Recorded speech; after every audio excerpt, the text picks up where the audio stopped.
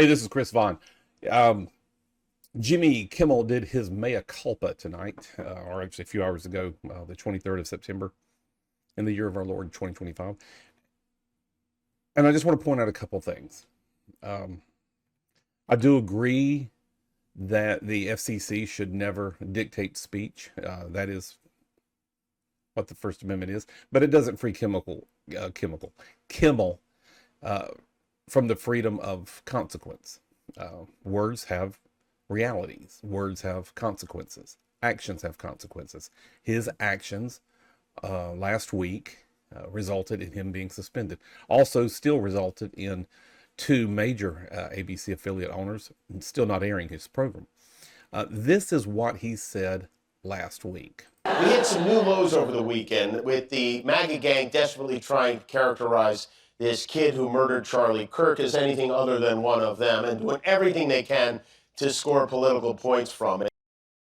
So it's anything other than one of them. So in other words, he's painting the brush that, of course, the murderer has to be a half-crazed, MAGA lunatic, conservative, far-right nut job who would do something so atrocious. He blatantly points out and points fingers. That is not for question. It is not up for debate that was what he meant. Now, this is his mea culpa. I've been hearing a lot about what I need to say and do tonight, and the truth is, I don't think what I have to say is going to make much of a difference. If you like me, you like me. If you don't, you don't. I have no illusions about changing anyone's mind. But I do want to make something clear because it's important to me as a human, and that is, you understand that it was never my intention to make light of the murder of a young man. I totally agree that I don't think he tried to make light of the murder of a young man. Not going to argue that with Jim. I don't think there's anything funny about it. I posted a message on Instagram on the day he was killed, sending love to his family and asking for compassion, and I meant it, and I still do. Nor was it my intention to blame any specific group for the actions of what it was obviously a deeply disturbed individual. Then why did you say what you said?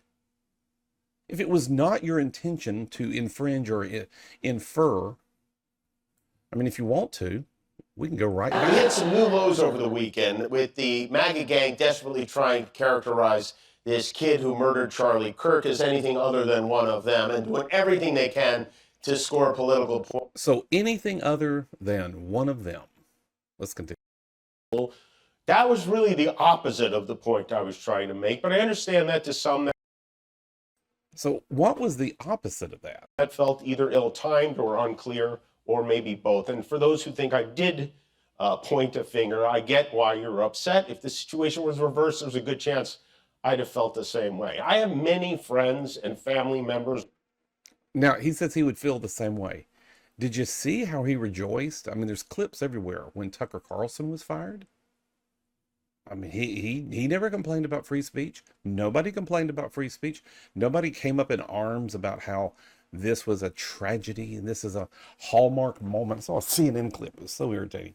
This is a hallmark moment that he's being brought back because free speech is going to reign. Because On the other side who I love and remain close to, even though we don't agree on politics at all. I don't think the murderer who shot Charlie Kirk represents anyone. This was a sick person who believed violence was a solution, and it isn't.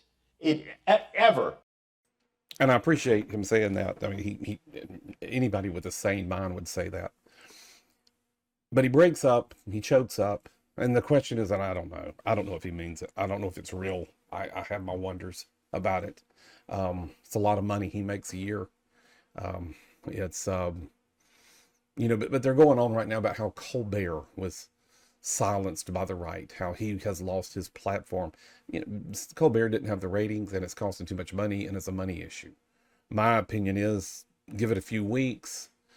Jimmy did make a good joke about, I thought it was a good joke, about people say he has no ratings. He showed a clip of Trump, and then he goes, I do tonight. Well, he will tonight. He probably will the rest of this week. We'll see what happens next week and the week after. My opinion, it'll go down. The rest of his monologue was nothing but commentary for a good, it's probably about a 28-minute clip of his hour show on FCC taking shots at Ted Cruz, who he applauded for basically standing up and saying the FCC should never do that. And I agree. But I don't know if he meant it or not. I always think it's funny when you're caught, when you watch somebody caught, totally caught,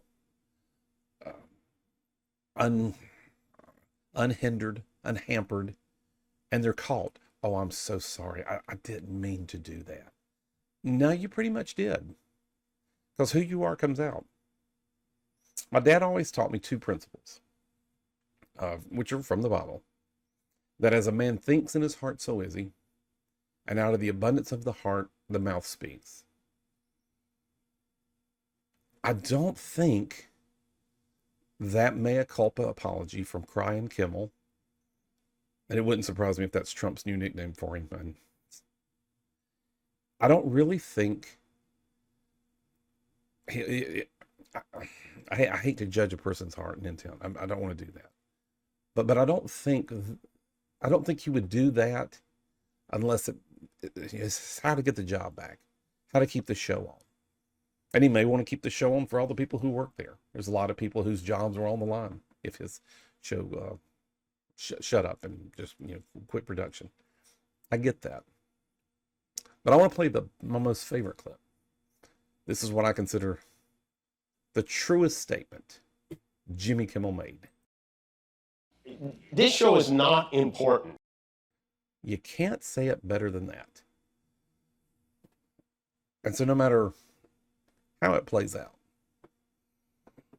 again, you have to pay attention to what people say in a total sense.